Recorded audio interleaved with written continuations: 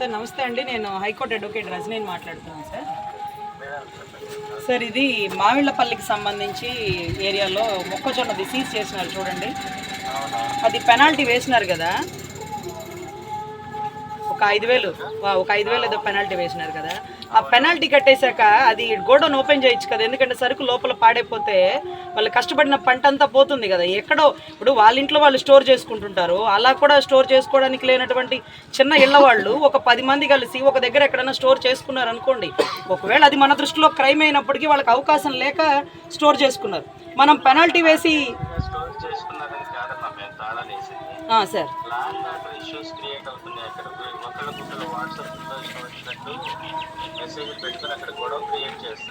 So దానికి మనం ఎందుకు సీజ్ చేయొచ్చు?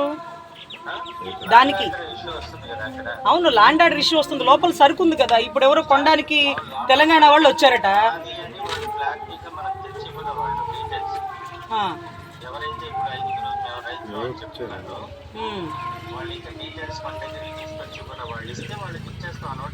కదండి రైతుల పేర్లు పాస్ పుస్తకాలు.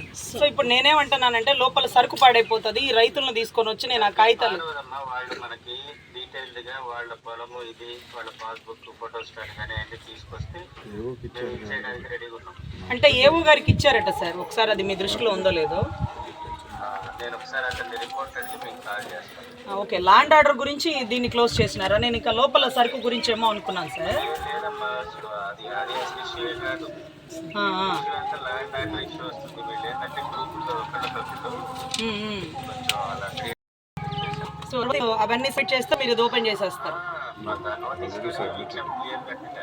ఇక్కడ సబ్మిట్ చేసినట్టుగా స్టాంప్ కూడా ఉంది సార్, మీ దగ్గరికి పంపించినట్టు 7/5/2026. ఒకసారి ఏఓ గారితో మాట్లాడి నేను ఇక్కడే ఉన్నాను, మీరు వచ్చి ఓపెన్ చేస్తానంటే అన్నీ సబ్మిట్ చేసి దగ్గరుండి ఓపెన్ చేయించి వాళ్ళకి తెలంగాణలో ఎక్కడో కొంచెం కొనుక్కునే అవకాశం ఉందట. మరి అక్కడికి ఏమన్నా సరుకు తీసుకెళ్తారేమో, మరి రైతులను ఇబ్బంది పెట్టకూడదు కదా. ఒకసారి అడిగి కనుక్కోండి, మీరు ఓపెన్ చేస్తే ఇక్కడికి వచ్చి ఈ రైతులకు ఇబ్బంది లేకుండా ఉంటుంది. మన ఇప్పుడు ల్యాండ్ ఆర్డర్ ఇష్యూ అనుకోండి, ఇప్పుడు ల్యాండ్ ఆర్డర్ ఇష్యూకి మనం సీజ్ చేయడానికంటే దీనివల్లే సమస్య వస్తుందని ఇది సీజ్ చేసినారా? ఓకే, మామూలుగా అసలు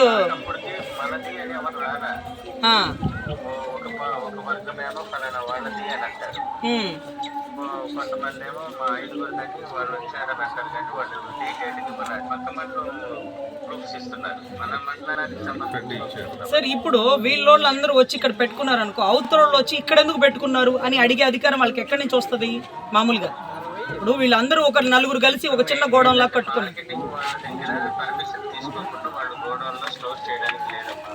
అసలు మార్కెట్లు తెరవకే కదా సార్. దళారులు లాంటి, రైతు బంధువు లాంటి, దూలిపాల్ నరేంద్ర గారు లాంటి వాళ్ళు 2001 కొనింది మార్కెట్లు తెరవకే కదా వాళ్ళు కొనింది. అలా మార్కెట్లలో కొనాలి కానీ ఇలా కొనుక్కోకూడదు అంటే మరి 2001 కొనుక్కున్నానని దూలిపాల్ నరేంద్ర గారు ప్రతిజ్ఞ చేసి రైతు బంధువు అని అనిపించుకున్నారు కదా. మరి ఆయనకి ఎవరు ఇచ్చినారు పర్మిషను? లక్షల బస్తాలు ఆయన గోడౌన్లో ఎందుకు ఉంది? ఆయన ఏమన్నా రైతుల మీద ప్రేమతో కొన్నాడా? ఆయన సంగం డైరీకి అవసరమైన ముడి సరుకుగానే కదా కొనింది. అంటే అక్కడ స్టాక్ పెట్టుకున్నప్పుడు మనకి అక్కడ ల్యాండ్ ఆర్డర్ ఇష్యూ రాలేదనమాట. అంటే వీళ్ళు వెళ్ళి అక్కడ గొడవ చేయలే, వాళ్ళు వచ్చి ఇక్కడ గొడవ చేసినారు. ఏది 100-200 బస్తాలకి ఇక్కడ ఎందుకు పెట్టుకున్నారని గొడవ చేసినారు. లక్షల బస్తాలు అక్కడ ఎందుకు పెట్టుకున్నారని గొడవ జరగల.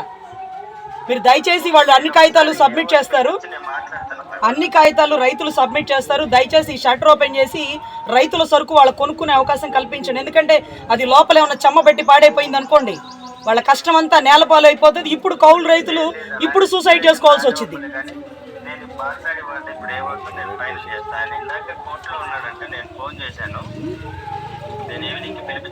యా సార్, నేను లేకపోతే మాత్రం ఒకటే చెప్తున్నాను సార్, ల్యాండ్ ఆర్డర్ ఇష్యూలో మీరు ఇన్వాల్వ్ అయ్యి ఇది సీజ్ చేయడం వల్ల ఇది ప్రైవేట్ ఇష్యూ అవుతుంది. మళ్ళీ దీన్ని నేను హైకోర్టులో ఛాలెంజ్ చేయాల్సి వస్తుంది.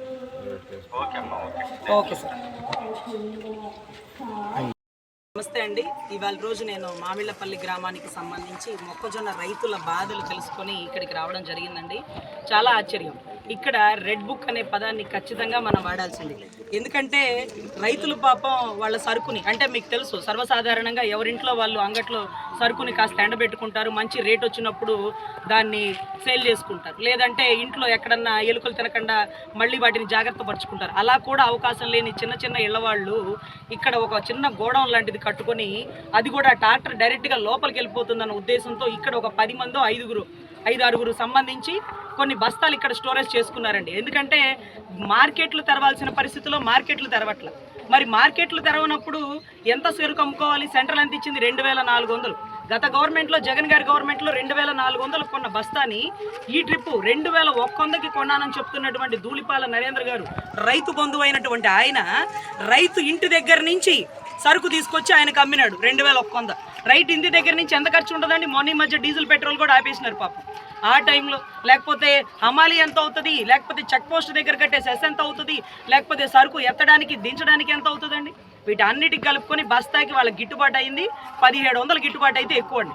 సో 1700, అదే మార్కెట్కి ఇచ్చేస్తే 2400. అలా ఇవ్వకుండా కొన్ని లక్షల బస్తాలు ఆయన గోడౌన్లో పెట్టుకున్నారు. దేనికోసం? మొక్కజొన్న రైతుల మీద ప్రేమ కోసం కాదండి, ఆయన సంగం డైరీకి ముడి సరుకు కోసం పాపం కొనుక్కున్నారు. మరి ఆయన రైతు బంధువు ఎలా అయిపోయారో, ప్రతిజ్ఞ చేస్తూ ఆయన రైతు బంధువు అని ఎలా చెప్పించుకుంటున్నాడో. ఒక మంచి చేసి, అంటే కుడి చేతికి చేసిన మంచిని ఎడం చేతికి కూడా చెప్పుకోరు కదా. కానీ కళ్ళ ముందు ప్రతిజ్ఞ చేసి నేను రైతు బంధువునని చెప్పించుకోవడం, గ్రీన్ కలర్ కండువాలు కప్పించుకోవడం, అదొక దౌర్భాగ్యం. సరే పోనీలేండి, ఆయనంటే రైతు బంధువు అయ్యాడు ఆయన కోసం. మరి కుప్పం ఎమ్మెల్యే గారు, మంగళగిరి ఎమ్మెల్యే గారు, పిఠాపురం ఎమ్మెల్యే గారు, వీళ్ళందరూ ఎందుకు సరుకు కొనలా? అసలు మార్కెట్ సరుకు ఎందుకు తెరవలా? అంబటి మురళి గారు కలెక్టర్ ఆఫీస్ గేటు బయట ధర్నా పెడితే, మీ బోటి వాళ్ళు అందరూ కూర్చొని ధర్నా చేస్తే, అప్పుడు గౌరవ సీఎం గారు ఒక లెటర్ పైకి పెట్టినారు, మార్కెట్లో సరుకులు కొనట్లేదు, మీరు ఓపెన్ చేపిస్తారా ఏమన్నా అని. అంటే అంతకుముందు వరకు మీకు అక్కర్లేదా? రైతు ఏ పరిస్థితిలో ఉన్నాడో మీకు తెలుస్తుందా? ఈ ఆడ మనుషులు ఎవరైతే ఆడబిడ్డలు ఉన్నారో వీళ్ళట ఎవరంటే పేరు జంగా కోటేశ్వరరావు అనే వ్యక్తి ఎవరైతే టీడీపీ వాళ్ళతో పాటు కలిసి వచ్చినాడండి, అతను ఈ ఊరోడు కాదు, ఇక్కడ ఉండే పల్లెలో నివసించేవాడు కాదు. అతను ఏ కులం అని మొహం మీద బోర్డు ఏమైనా ఉంటుందా అండి? ఎక్కడికన్నా వెళ్ళినప్పుడు, నేను అలా ఢిల్లీకి వెళ్ళినప్పుడు అందరూ నన్ను బ్రాహ్మిన్స్ అనుకుంటారండి. నేను ఏ కులమో కూడా చెప్పను, బ్రాహ్మిన్స్ అనుకుంటారు, ఊ కొడతా. అలా శ్రీశైలం సత్రంలోకి వెళ్ళినప్పుడు అక్కడ భోజనం బాగుంటుందని వైశాఖ సత్రంలోకి వెళ్తే నేను వైశాఖ అనుకుంటారండి. చక్కగా భోజనం తినేటప్పుడు మన కులం ఏంటనే తెలిసిపోద్ది కదా. సో అక్కడ ఏ కులం అని ఎలా తెలిసింది? ఆటో వాళ్ళు వచ్చి, ఆటో అతనంట, అదేదో 30 కిలోమీటర్ల దూరంలో ఉండే ఊర్లో ఉండే ఒక ఆటో అతను సర్వసాధారణంగా టీడీపీ వాళ్ళతో పాటు వచ్చారు.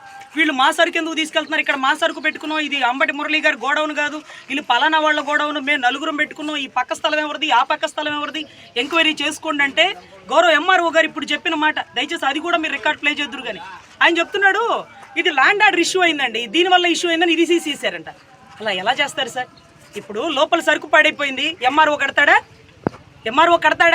తిని తినక అప్పు తెచ్చుకొని భార్యల మెడలో పుస్తల తాళ్ళు తాకట్టు పెట్టుకుని సెంట్రల్ గవర్నమెంట్ ఇచ్చే రేటు కోసం ఎదురు చూస్తూ 1600కు అమ్ముకోవడానికి మనసు రాక దాచిపెట్టుకున్నటువంటి రైతులు, మహిళలు అడ్డగిస్తే వాళ్ళని చొక్కాలు పట్టుకొని ఈడ్చుకుపోయి, చీరలు పట్టుకుని గుంజుకుపోతే మరి మీకు మానవత్వం తెలియట్లేదండి?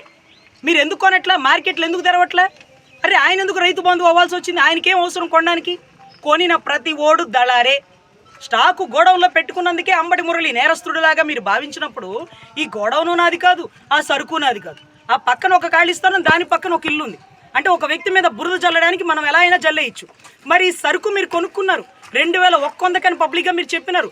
సెంట్రల్ గవర్నమెంట్ ఇచ్చిన 2400కి ₹1 తక్కినా వాడు దళారి కింద లెక్క. ఆ స్టాక్ ఏదైతే ఉందో అది మొత్తం సీజ్ చేసేయాలి. మిగతా బ్యాలెన్స్ అమౌంట్ ఆ రైతులకు ఇప్పించాలి. అది అనాథరైజ్డ్గా కొనుక్కోవడం, అది తప్పు, అది క్రైము. ఇది ఎవరు పట్టుకోవాలండి?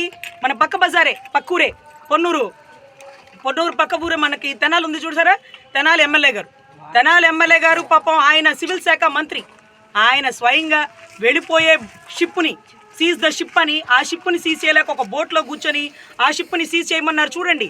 ఆ మాదిరిగా అక్కర్లా. ఇక్కడ సరుకు స్టాకు చాలా కనపడతా ఉంది ధూళిపాల నరేంద్ర గారి గోడౌన్లలో. ఈ స్టాకుని సీజ్ చేయాలి. ఇది సీజ్ చేయగల స్టాక్ ఇది. ఎందుకంటే సెంట్రల్ గవర్నమెంట్ ఇచ్చిన రేటుని కొనకపోగా 2100కి కొన్నానని పబ్లిక్గా ప్రతిజ్ఞ చేస్తూ ఒక సాధారణ ఎమ్మెల్యే, ఒక మినిస్టర్ కాని ఎమ్మెల్యే నేను రైతు బంధువునని ప్రజలతో గొప్పలు చెప్పించుకోవడం ఇది సమంజసమా? ఆయన రైతు బంధువు అయితే మిగతా ఎమ్మెల్యేలందరూ రైతు రాబంధువులా? సో ఇది చాలా దారుణం అండి. ఈ SC/ST కేసు అనేది పూర్తిగా రెడ్ బుక్ పరిపాలన అనేది నేను ఓపెన్గా చెప్తున్నా.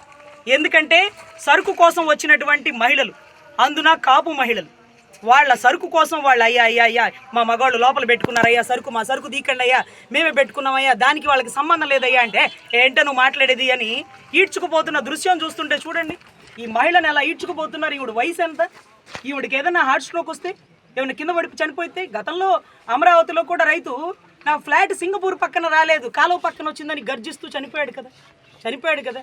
రైతుల ఆవేదన, వాళ్ళు పడ్డ కష్టం. ఈ రోజు కూడా ఇక్కడ మీటింగ్ ఉందంటే పొలంలో పని చేసుకుని వచ్చినటువంటి మహిళలు. మీరు పిచ్చుకల మీద బ్రహ్మాస్త్రాలు వేయకండి. వీళ్ళందరూ మీకు ఓట్లు వేసిన వాళ్ళు కూడా ఉంటారు కదా, పోనీలే పాలన మారుతుంది, కూటమి పరిపాలన కావాలని మిమ్మల్ని నమ్మిన ఓటేసినటువంటి కాపులు ఎంతమంది ఉన్నారు తెలుసా అండి? ధూళిపాళ నరేంద్ర గారు చిట్ట చివరిలో పవన్ కళ్యాణ్ గారిని పిలిపించి ప్రచారం